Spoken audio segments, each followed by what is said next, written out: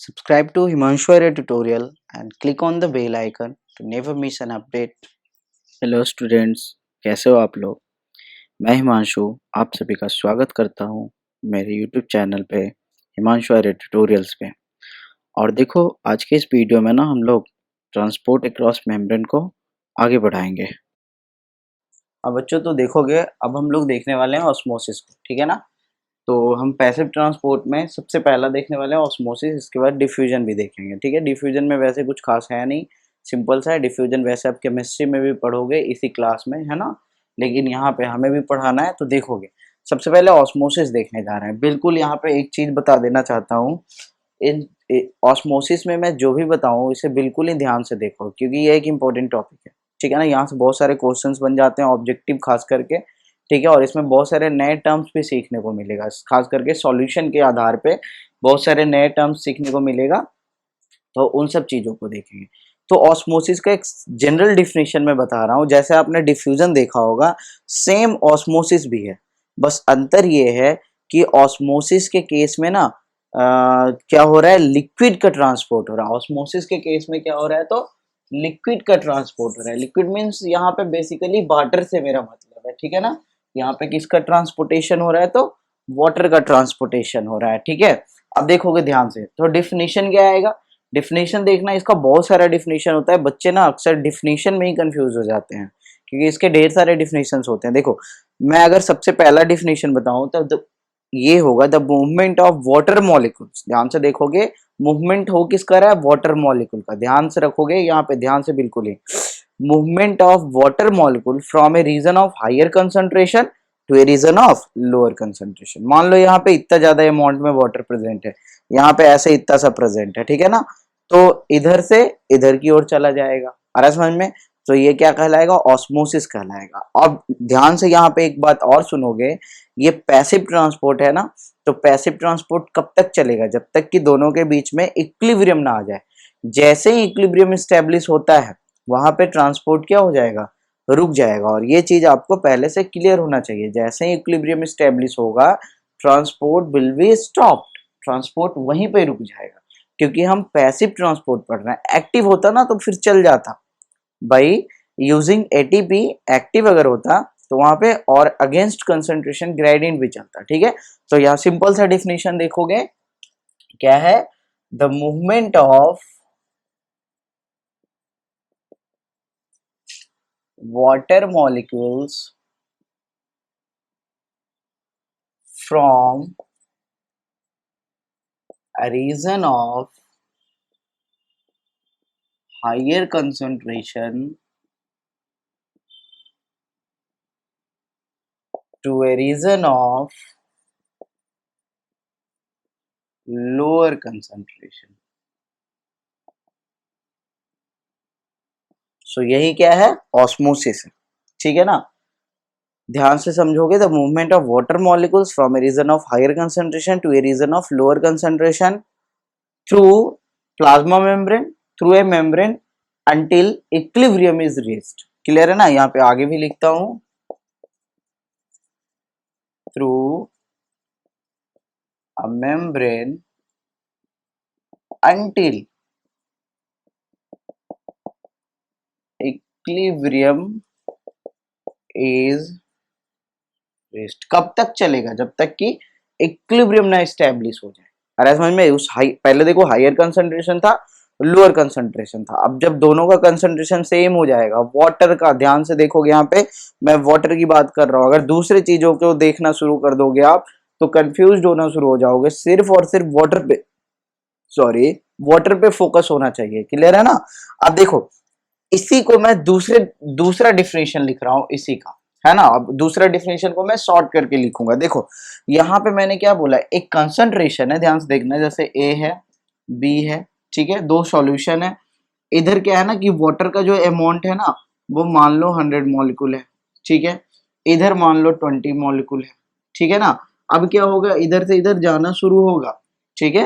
120 120 है, ये 60 तक जाके ना रुक जाएगा। 60 पे जाके क्या हो जाएगा, यहाँ पे इक्विलिब्रियम आ गया है। अब यहाँ के आगे फिर नहीं चलने वाला है, यानी इसके 40 मॉलिक्यूल्स इधर चले जाएंगे, ठीक है ना, ये आपको नॉर्मली समझ में आ रहा होगा।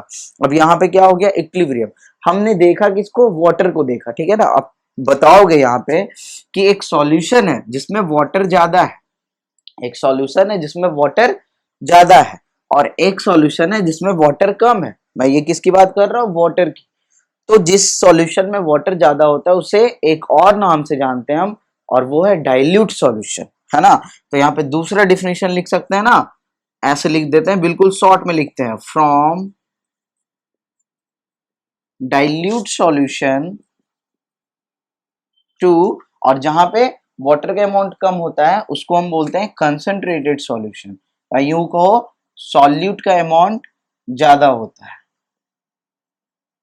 क्या हो गया ये, from dilute solution to concentrated solution. बातों को समझोगे, देखो डिफिनेशंस ना हम उधर से भी बना सकते हैं, यानी कंसंट्रेशन से भी बना सकते हैं, उल्टा करके देखो कैसे क्या होगा।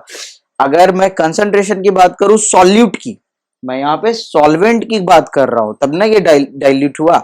डाइल्यूट मतलब वाटर ज्यादा है, या यूं कहो सॉल्यूट कम है, ठीक है ना। तो अगर सॉल्यूट के केस में अगर कंसंट्रेशन देखोगे, क्योंकि बुक में ना कहीं कहीं सॉल्यूट के केस में डिफिनेशन दिया हुआ रहता है, कहीं कहीं सॉल्वेंट के केस में, तो बच्चे कंफ्यूज हो जाते हैं कि सर आपने तो गलत बता दिया यहाँ पे।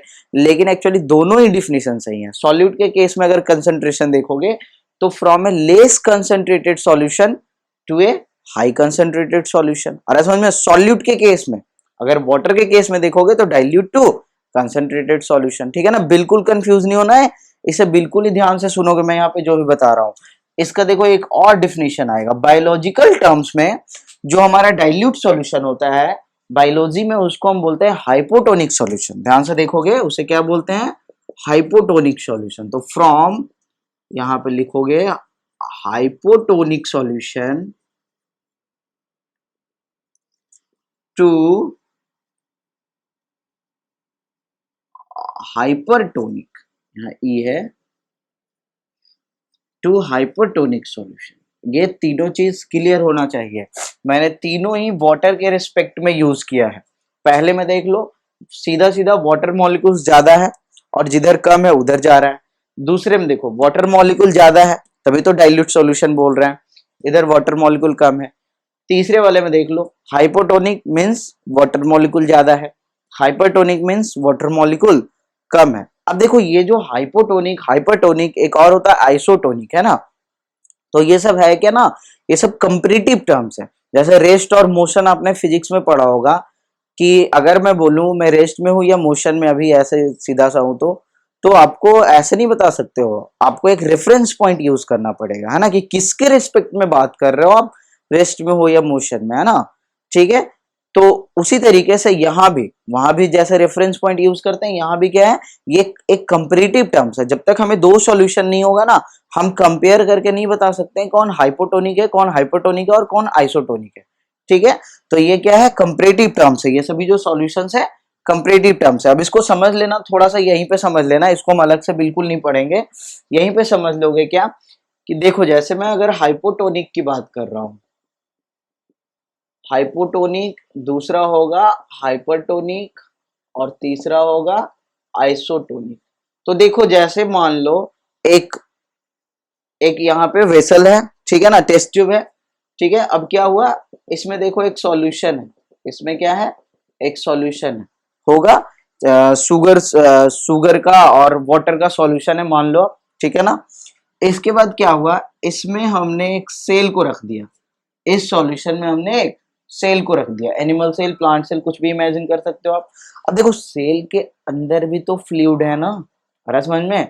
तो सेल के अंदर और सेल के बाहर अगर हम वाटर का कंसंट्रेशन देखते हैं, देखो अमाउंट नहीं देखना है, अमाउंट तो ऐसे बाहर में ही ज्यादा होगा क्योंकि यहाँ पे इतना सारा है, लेकिन हम देखेंगे कंसंट्रेशन देखेंगे, यानी कंपेयर करेंगे, रेशियो देखेंगे यूं कहो तो, ठीक है ना।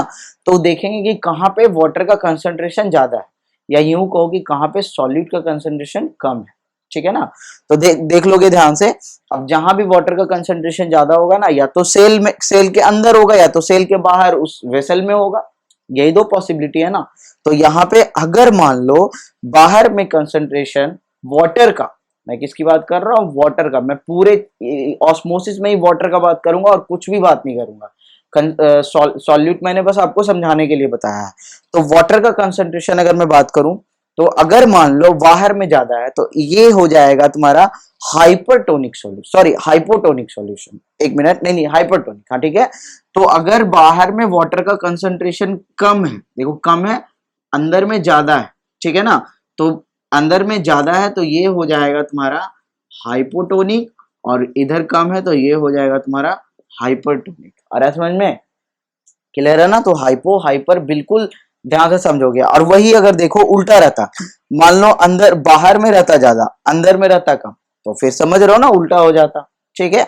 और अगर दोनों तरफ वाटर का कंसंट्रेशन सेम है, दोनों साइड अगर वाटर का कंसंट्रेशन सेम है, एक तो ये हाइपो हाइपर समझ गया, दूसरा देख लो अगर इसी तरीके से, ये देखो सॉल्यूशन है, ये देखो एक सेल मैंने यहां डाला, अब सेल में क्या है, कम है वाटर का कंसंट्रेशन और बाहर में ही ज्यादा है, तो अब की बार ये हो गया हाइपो, और सेल के अंदर का कंसंट्रेशन हो गया हाइपर।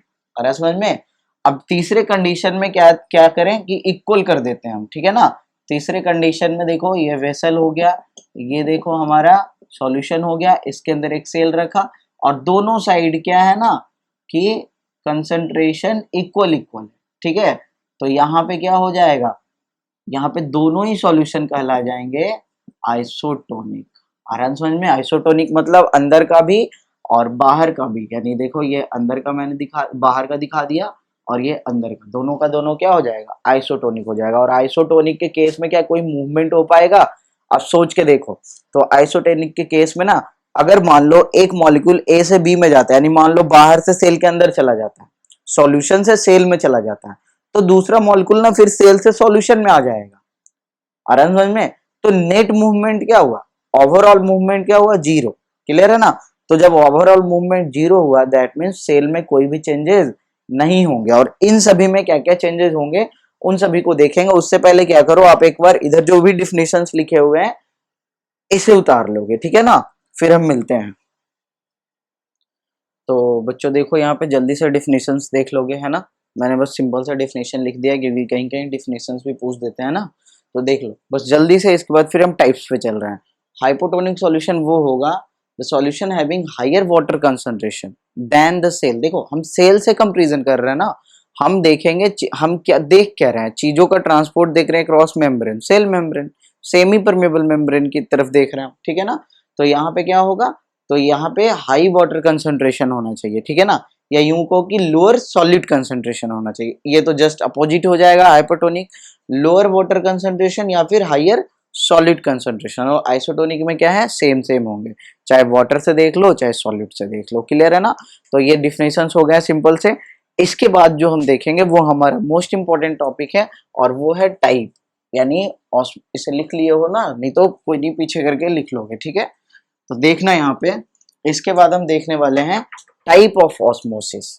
अब जो हम देखेंगे वो देखेंगे टाइप्स ऑफ ऑस्मोसिस। तो देखो बस दो है, पहला है Indo osmosis,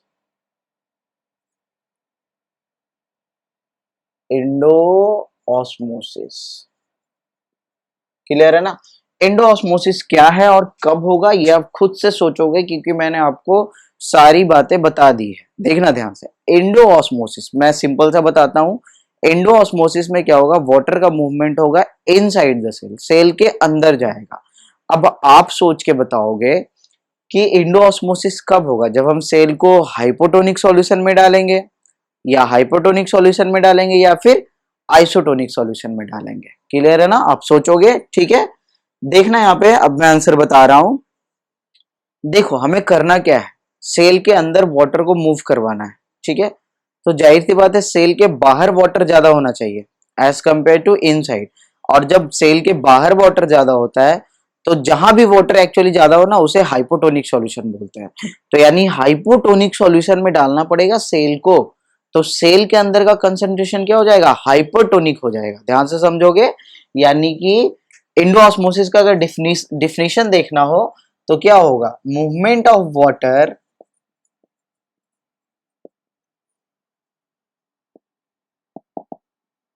inside the cell when the cell is placed in a hypotonic solution. मतलब समझ गए ना, हाइपोटोनिक सॉल्यूशन में डालेंगे तो क्या होगा, तो यहाँ पे सेल क्या करेगा, सेल क्या करेगा, वाटर को गेन कर लेगा, यानी the cell will gain water. और इसका रिजल्ट क्या होगा जरा सोच के बताना। एंडोऑस्मोसिस होगा जब सेल में, तो सेल में क्या क्या चेंजेस होंगे। तो सेल में देखो, नॉर्मल सा सेल मान लो ऐसा था, अब ये वाटर को गेन कर रहा है, तो ये सेल क्या हो रहा है, स्वेल कर रहा है। ये सेल क्या हो रहा है, स्वेल कर जाएगा। तो the cell will swell as a result of endosmosis, the cell will swell. यहाँ पे मैं दूसरा लिख देता हूं, यहाँ पे दूसरा point, as a result the cell will swell. Clear है ना, सेल क्या हो जाएगा, स्वेल हो जाएगा। यहीं पे एक पॉइंट आप याद रखना, एंडोऑस्मोसिस अगर प्लांट्स, अगर एनिमल सेल में हो रहा है, ध्यान से देखना, एंडोऑस्मोसिस अगर एनिमल सेल में हो रहा है तो वहां पे क्या होगा, वही सेल तो स्वेल कर जाएगा। लेकिन अगर कंसंट्रेशन ग्रेडियंट बहुत ज्यादा हुआ, यानी अगर ज्यादा वाटर इंटर कर गया सेल के अंदर, तो सेल क्या होगा, फट जाएगा, सेल बस्ट कर जाएगा। लेकिन अगर यही इंडोऑस्मोसिस प्लांट सेल के केस में होगा ना, तो वहां पे देखो नॉर्मली तो वो भी स्वेल करेगा, ठीक है, लेकिन वहां पे अगर ज्यादा वाटर भी इंटर कर गया तो वो सेल जल्दी फटेगा नहीं, ये ध्यान में रखोगे आप। और उसको बचाने वाला कौन होगा, उसे फटने से बचाने वाला कौन होगा, ये आपने पीछे ही पढ़ लिया था सेल वॉल में, कि cell wall is a hard and rigid structure, तो वो क्या करेगा, उसे बचा देगा। मैं उसे एक अलग सेक्शन में बता दूंगा, यहां तक समझ गया आप। दूसरा जो है नंबर 2, वो है हमारा एक्सोऑस्मोसिस। देखो साइटोसिस में भी ऐसे ही एक्सो और एंडो करके आया था, है ना, तो सिंपल सा डिफिनेशन तो लिख ही लोगे आप, बस यही लिखना है हमें चेंज करके, movement of water molecule outside the cell, या सेल से बाहर निकलना। क्लियर है ना, when the cell is placed in, यहां किस में रखेंगे, यहां रखेंगे हम हाइपरटोनिक सॉल्यूशन में। तो देख लो ध्यान से, हाइपोटोनिक सॉल्यूशन है, मतलब सेल के अंदर का सॉल्यूशन क्या हो जाएगा, हाइपोटोनिक हो जाएगा। और हमेशा याद रखना हाइपो टू हाइपर, इसे कैसे याद रखोगे, देखो हाइपर वर्ड इस तरीके से आप याद कर सकते हो एक ट्रिक बना के। जो हाइपर वर्ड है, तो हाइपर देखते होगे ना, कोई बहुत ज्यादा गुस्सा होने वाला इंसान होता है उसे बोलते हैं हाइपर हो गया हो क्या, है ना, यानी बहुत ज्यादा। तो हाइपर मतलब समझ लो ये एक्सट्रीम केस है, ठीक है। और कोई भी अचानक से हाइपर तो होता नहीं है, धीरे धीरे हाइपर होता है ना। अब किसी को क्या कर रहे हैं, हम बार बार गुस्सा दिला रहे हैं, दिला रहे हैं, दिला रहे हैं, धीरे धीरे वो हाइपर के कंडीशन में चला जाएगा। तो यहाँ पे इसी तरीके से याद रखना, हाइपो टू हाइपर, यानी पहले हाइपो कंडीशन में था, फिर वो हाइपर कंडीशन में चला गया। इस तरीके से आप याद कर सकते हो, ठीक है। वैसे इसका कोई यहाँ पे मतलब नहीं है, बस याद करने के लिए था आपका, ठीक है ना। तो क्या होगा, वाटर का मूवमेंट हाइपो टू हाइपर होता है, ना कि हाइपर टू हाइपो होता है, ठीक है ना। तो यहाँ पे ये याद रखोगे। चलो इसको देखना, यहाँ पे अगर एक्सोऑस्मोसिस होता है तो सेल क्या हो जाएगा, एज ए रिजल्ट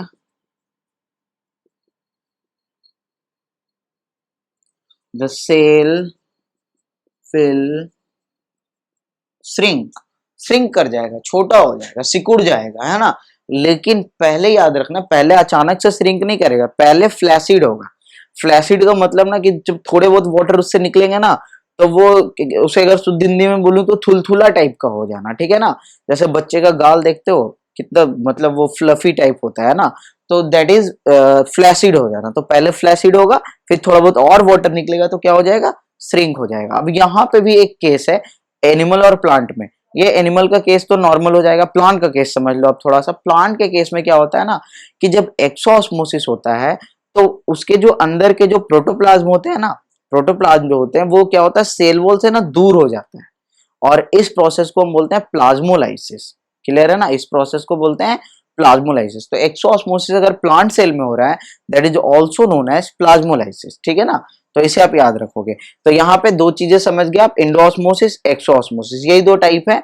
ये कब कब हो रहा है, जब हाइपोटोनिक सॉल्यूशन में डाल रहे हैं। ये कब हो रहा है, जब हाइपरटोनिक सॉल्यूशन में डाल रहे हैं। The third one is isotonic solution, और आइसोटोनिक सॉल्यूशन में कोई भी चेंज नहीं होगा। इसी को हम एक बार अलग से देख लेते हैं फिर से, ताकि समझ में आ जाए। इस बार क्या करेंगे, हम एक एक करके एग्जाम्पल लेके देखेंगे, ठीक है ना। यानी इस तरीके से हम एक सेक्शन, एक टॉपिक बनाते हैं अलग से, और वो टॉपिक कुछ इस तरह से होगा हमारा, what happens when when an animal cell is placed in, number A, hypotonic solution. Animal cell है, हाइपोटोनिक सॉल्यूशन में डाल रहे हैं, ठीक है ना। देखना ध्यान से, ये देखो एनिमल सेल है, और ये सॉल्यूशन कैसा है, ये सॉल्यूशन कैसा है, तो हाइपोटोनिक है। This is hypotonic. तो इसके अंदर का सॉल्यूशन कैसा हो जाएगा, ये हो जाएगा हाइपोटोनिक। और आपको पता है कि जो वाटर का मूवमेंट होता है वो हाइपो टू हाइपर होता है। मतलब क्या होगा ना कि वाटर अंदर की ओर मूव करेंगे। और समझ में, एरो देख लो, अंदर की ओर मूव करवा रहे हैं वाटर को। तो फाइनली यहाँ पे देखो ध्यान से, हाइपोटोनिक सॉल्यूशन में डालें तो क्या क्या हुआ। तो सबसे पहला पॉइंट लिखेंगे कि एंडो ऑस्मोसिस टेक्स प्लेस, ठीक है ना। दूसरा point, the cell will swell, cell क्या हो जाएगा, स्वेल। और तीसरा एक नोट बना के लिख लोगे, if more water enters into the cell,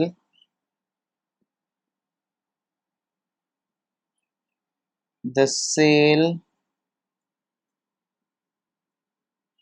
would burst। सेल क्या हो जाएगा, फट जाएगा, अगर ज्यादा वाटर इंटर हुआ तो। सेकेंड पॉइंट देखोगे, इसे जल्दी से लिख लेना आप, ठीक है ना। अभी हम सिर्फ एनिमल सेल का केस देख रहे हैं, ठीक है ना। फिर प्लांट सेल को भी देखेंगे एक एक करके। थोड़ा सा डिटेल में बता रहा हूं ताकि आपको समझ में आए, और पूरा वीडियो देखोगे जरूर से, ठीक है ना। नहीं तो अगर आपको समझ में फिर नहीं आता, उसमें मेरी गलती नहीं होगी, मैंने एक एक चीज को बारीकी से समझाया है यहाँ पे। क्योंकि इसमें ना अक्सर बच्चे कंफ्यूज रहते हैं। बी देखना, इसी का देख रहा हूं, एनिमल सेल का ही। एनिमल सेल को हम इस बार डाल दिए हैं हाइपो यानी हाइपरटोनिक में इस बार डाल रहे हैं। तो देख लो, यहाँ इस तरीके से एनिमल सेल है हमारा, और ये सॉल्यूशन इस बार जो है, ये सॉल्यूशन क्या है, ये सॉल्यूशन है इस बार हाइपरटोनिक, ठीक है ना। तो ये सेल क्या हो जाएगा, ऑब्वियसली हाइपोटोनिक हो जाएगा। ये हाइपर है तो ये हाइपोटोनिक हो जाएगा, ठीक है ना। अब देखो, तुम्हें पता है हाइपो टू हाइपर, इस बार ना सेल से वाटर बाहर निकलेगा। आ रहा है समझ में, सेल से वाटर बाहर निकलेगा, क्लियर है। अब सेल से वाटर बाहर निकल जाएगा तो सेल क्या हो जाएगा, धीरे धीरे छोटा हो जाएगा ना। इसमें देखो सेल में पानी भर रहा था, तो किसी भी चीज में, एक बलून ही आप मान लो ना, एक बलून में आप पानी भर रहे हो, वो फुल नहीं जाएगा। तो ऐसे ही तो फुला था, और ज्यादा पानी भर दो फट नहीं जाएगा। सेम कंडीशन तो है यहाँ पे। यहाँ पे देखो क्या होगा, तो सबसे पहला पॉइंट लिखेंगे कि एक्सो ऑस्मोसिस हो जाएगा, एक्सो ऑस्मोसिस टेक्स प्लेस, ठीक है। आगे देखना दूसरा point, the cell become flaccid. Flaccid means बताया ना, थुलथुला हो जाना। और द थर्ड पॉइंट, फ्लैसिड हो गया अगर ज्यादा वाटर निकल गया तो। If more water, more water leaves the sail,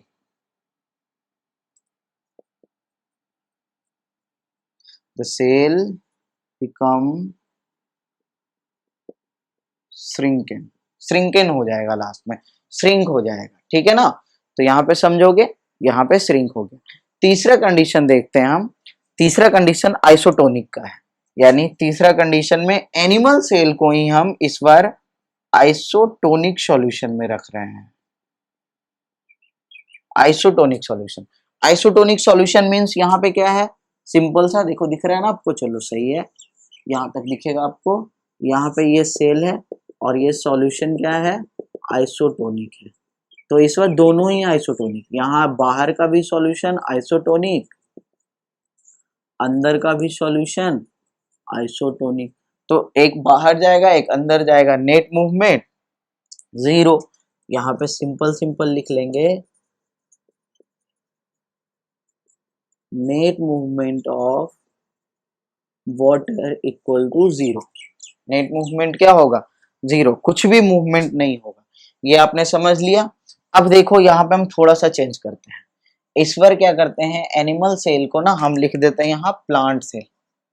आपको दोबारा से लिख लेना है, प्लांट सेल इज प्लेस्ड। देखो अब इस बार क्या है, हाइपोटोनिक सेम, बाकी सब सेम रहेगा, थोड़ा बहुत जो चेंज होगा ना वो मैं कर दूंगा। आप ध्यान से समझते चलना, मैंने एक बार लिख दिया, दोबारा उसे नहीं लिखूंगा। लेकिन आपको लिख लेना है, हाइपोटोनिक सॉल्यूशन में इस बार प्लांट सेल को रख रहे हैं।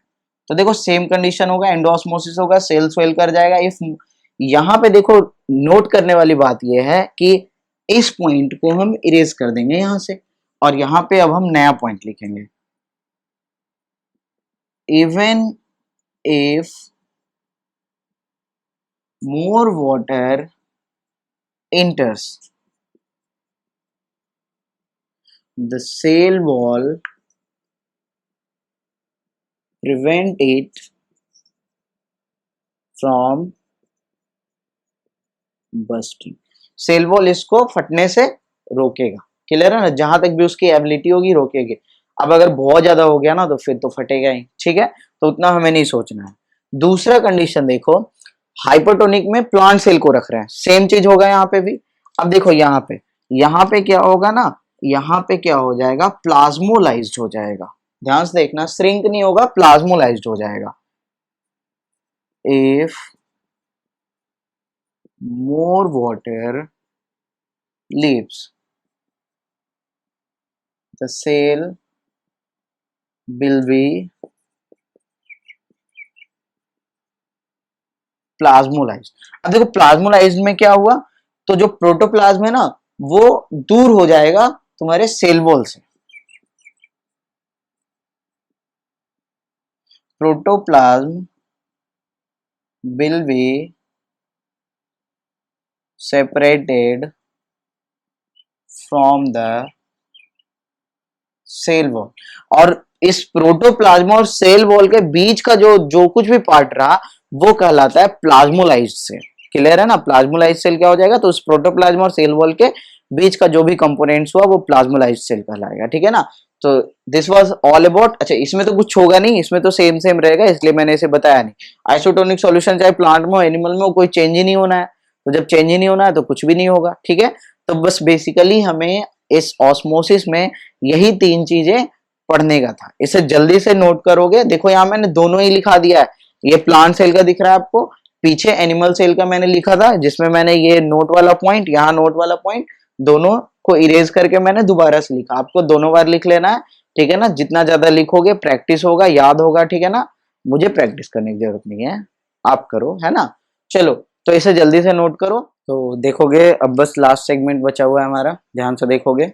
यहाँ मैंने कुछ नोट लिखा है कि 0.9% NaCl सॉल्यूशन और 5% ग्लूकोज सॉल्यूशन जो होता है वो हमारे सेल के लिए ना मतलब आइसोटोनिक होता है। दैट मीन्स इसका बोलने का ये मतलब हुआ इस लाइन का कि हमारे सेल के अंदर भी NaCl का सॉल्यूशन कितना होगा, तो 0.9% कंसंट्रेटेड होगा, और ग्लूकोज कितना होगा, तो 5% कंसंट्रेटेड होगा। क्लियर है ना। अब यहाँ पे अगर क्वेश्चन बनता है कि एक सेल है जिसको 0.9% अगर कंसंट्रेशन, अगर मान लो 12% कंसंट्रेशन NaCl में डाल दिए तो क्या होगा, आप सोचोगे, ठीक है ना। तब तक मैं आगे बताता हूँ, फिर मैं उसका आंसर बताऊंगा, ठीक है। या फिर आप कम लेके भी सोच सकते हो। तो यहाँ पे डिफरेंट टाइप के क्वेश्चंस बन जाते हैं कि अगर 10% ग्लूकोज सॉल्यूशन में डाल दिए तो क्या होगा, अगर 2% ग्लूकोज सॉल्यूशन में डाल दिया तो क्या होगा। तो ये बहुत तरह के क्वेश्चन बनेंगे, सभी क्वेश्चन को थोड़ी देर में डिस्कस करेंगे इतना बता देने के बाद। तो नेक्स्ट इज यूजेस देख लो। तो ऑस्मोसिस का यूज देखो, सबसे पहले जर्मिनेशन में होता है। जर्मिनेशन आप सोचो, सीड जो होता है, सीड जब तक वाटर नहीं एब्जॉर्ब करेगा क्या वो जर्मिनेट कर पाएगा? बिल्कुल नहीं, ठीक है ना। तो इसीलिए जर्मिनेशन में क्या हो रहा है, वाटर को एब्जॉर्ब कर रहा है। अब जब एब्जॉर्ब करता है ना, तो यहाँ पे एक बात और ध्यान देने वाली है कि जैसे ही एब्जॉर्ब कर रहा है तो अंदर का ना जो ऑस्मोटिक प्रेशर है वो भी बढ़ रहा है। अब वो प्रेशर बढ़ाएगा ना अंदर से, तभी तो वो फिर उससे जो सीड कोट होते हैं वो निकलते हैं, फिर बाद में फिर वो प्लूमूल रेडिकल, फिर रूट सिस्टम, सूट सिस्टम जो भी होते हैं वो सब फॉर्म करता है। अगर वो सीड से निकल ही नहीं पाए, सीड को तोड़ के निकलना पड़ेगा ना उसे, अंदर के जो भी पार्ट्स हैं कोटाइलिडोन्स को, तो वो क्या कब पॉसिबल है? जब अंदर का प्रेशर बढ़े। और प्रेशर अंदर अंदर ही अंदर प्रेशर कौन बढ़ा सकता है? तो यही तो बढ़ाएगा ऑस्मोसिस। ऑस्मोसिस यानी इंडो ऑस्मोसिस। इंडो ऑस्मोसिस से क्या होगा, वाटर इंटर होगा अंदर सेल के, यानी सीड के अंदर। सीड के अंदर एक प्रेशर बढ़ेगा, अब वो प्रेशर बढ़ते बढ़ते सीड बड़ा होता जाएगा, प्रेशर बढ़ता जाएगा, फिर फट जाएगा, बाहर निकल जाएगा, ठीक है ना। तो ये जर्मिनेशन में हेल्प कर रहा है। दूसरा, ओपनिंग और क्लोजिंग ऑफ स्टोमेटा में हेल्प करता है। आपने स्टोमेटा पढ़ा होगा। स्टोमेटा एक मतलब किडनी शेप या बीन शेप का स्ट्रक्चर होता है, कुछ इस तरीके का होता है, आपने देखा होगा, क्लियर है ना।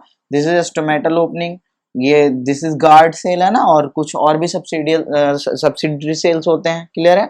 तो यहाँ ध्यान से देखोगे, ये इसका एक्चुअल शेप है, ये किडनी शेप इसका एक्चुअल है।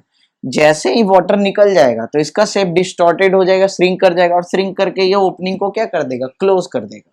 इसका शेप बिगड़ जाएगा, मान लो ऐसे चिपक जाएगा, तो ये ओपनिंग बंद हो गया ना।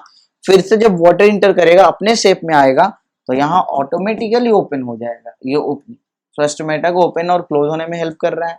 वैसे स्टोमेटा को ओपनिंग क्लोजिंग में और भी कुछ होते हैं, पोटेशियम पंप होते हैं, वो भी काम करता है, लेकिन यहाँ पे उसे बिल्कुल नहीं डिस्कस करना है हमें, आगे देख लेना यहाँ पे। तो यहाँ पे ये चीज समझ गए हो गया, इतना जल्दी से उतारोगे, फिर मैं कुछ क्वेश्चंस करवा रहा हूँ यहाँ पे, उसके बाद हम देखेंगे डिफ्यूजन को, ठीक है ना। आप क्या करो, यूजेस ऑफ ऑस्मोसिस, ऑस्मोसिस तक जल्दी से उतार लोगे वीडियो को रोक कर, ठीक है ना। फिर हम आगे देख रहे हैं, तो देखना यहीं पे देखना, कुछ क्वेश्चंस हैं जो करवाने हैं। देखो मैंने यहाँ क्या लिखा था, 0.9% NaCl और 5% ग्लूकोज, ये क्या है, आइसोटोनिक है। क्वेश्चन ये है, देखो एक दो क्वेश्चन में ही आप सारा चीज समझ जाओगे। When an animal cell is placed in 10%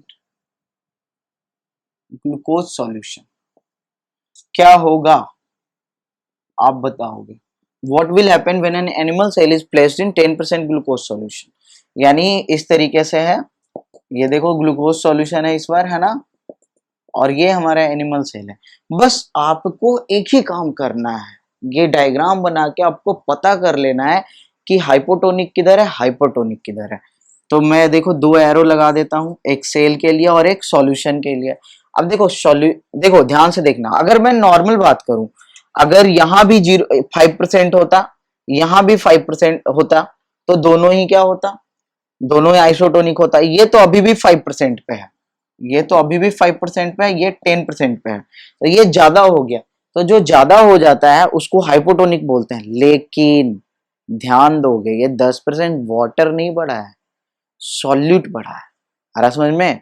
तो उस केस में क्या हो जाएगा, ये हाइपरटोनिक हो जाएगा। ध्यान से समझो, यहाँ पे फिर से समझोगे, डाइल्यूट कौन है, तो डाइल्यूट तो यही है ना।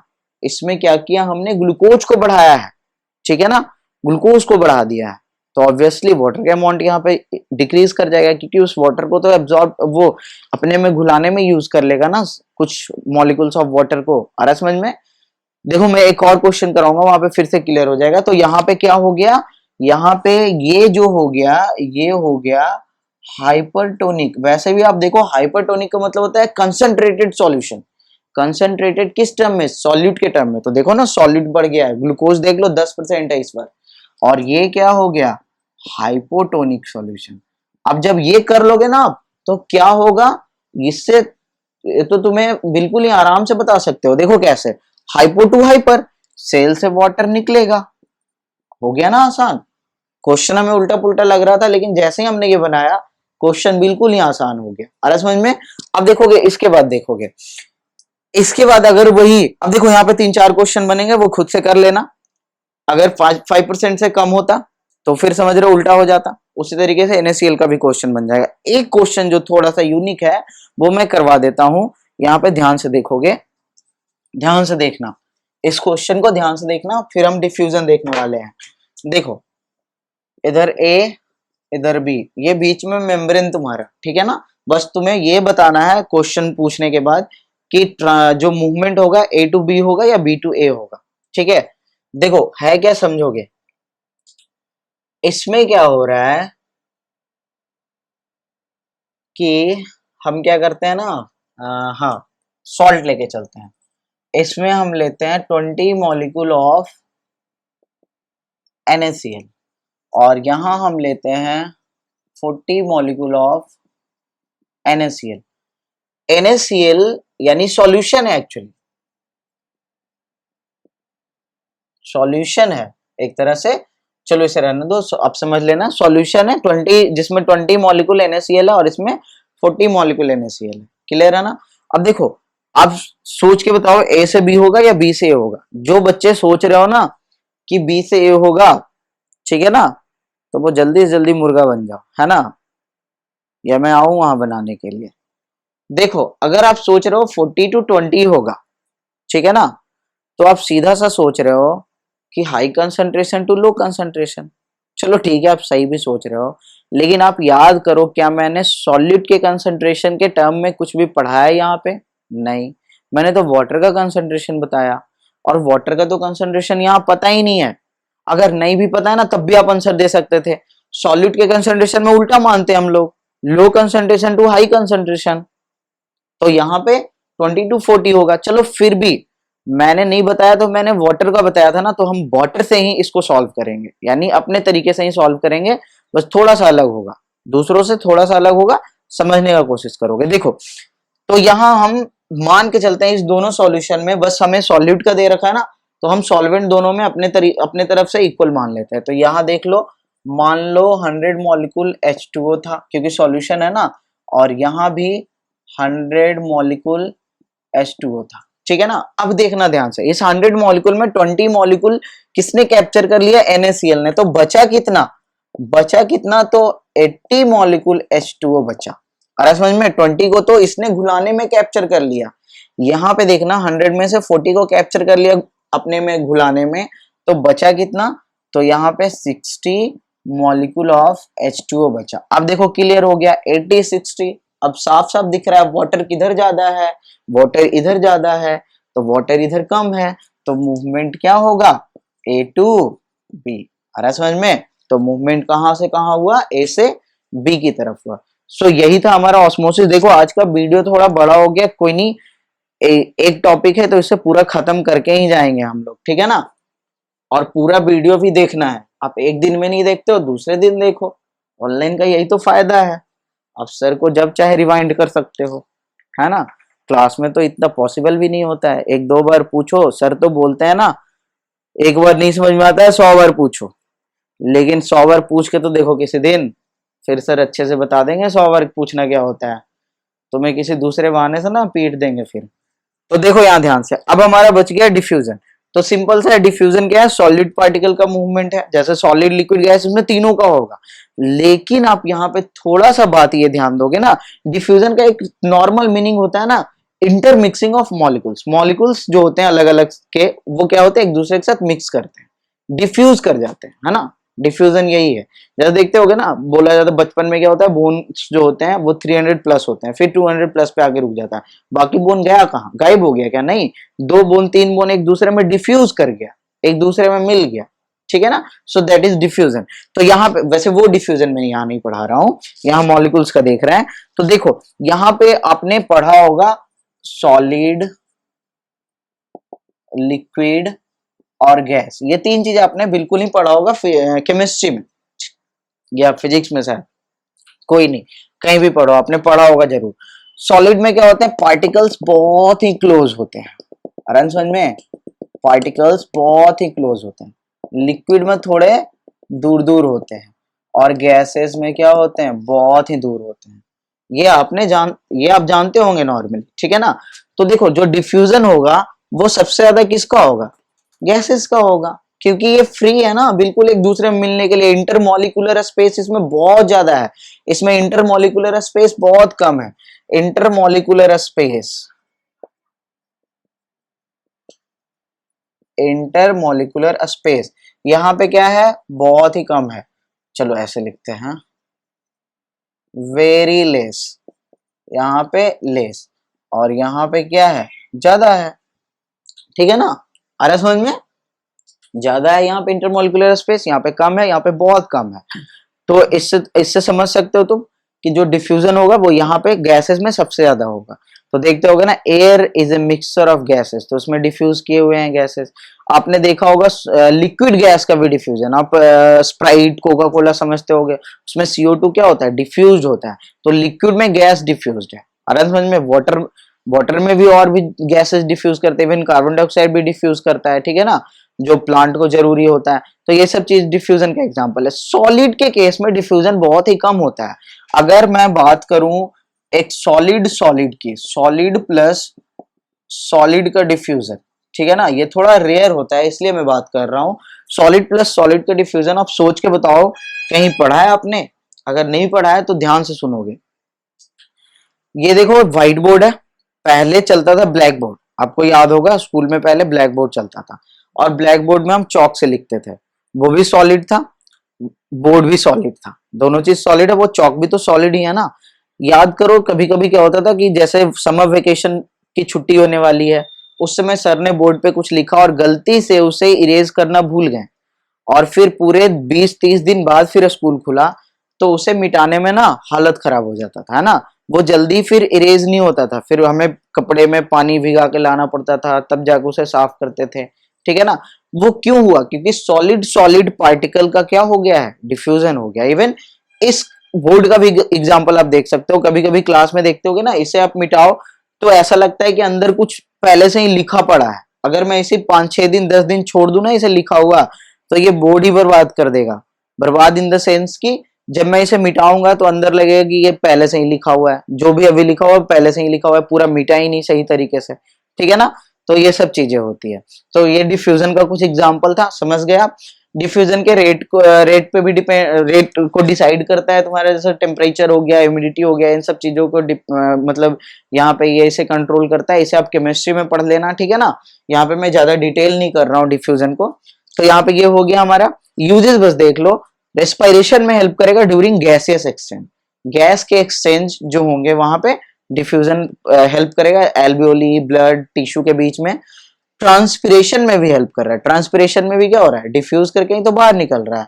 आगे देखो, proper distribution of different substances in cytoplasm, cytoplasm में डिफरेंट सब्सटेंस अच्छे तरीके से मिल जाए, उसको उसमें भी हेल्प कर रहा है।